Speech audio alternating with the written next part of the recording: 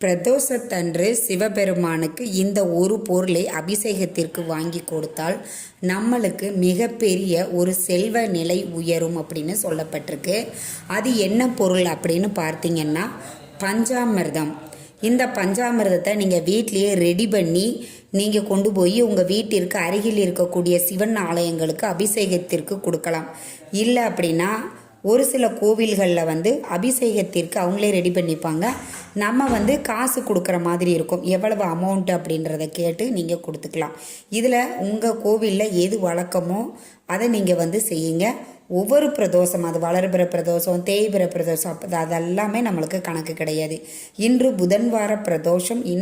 இன்றைய நாளும் நீங்கள் இந்த பஞ்சாமிர்தத்தை அபிஷேகத்திற்கு கொடுக்கும்போது நம்ம வீட்டில் இருக்கக்கூடிய செல்வ நிலை உயரும், பொருளாதார நிலை உயரும், வருமானம் 2 மடங்கு ஆகும் அப்படின்னு சொல்லப்பட்டிருக்குங்க. கண்டிப்பாக பிரதோஷ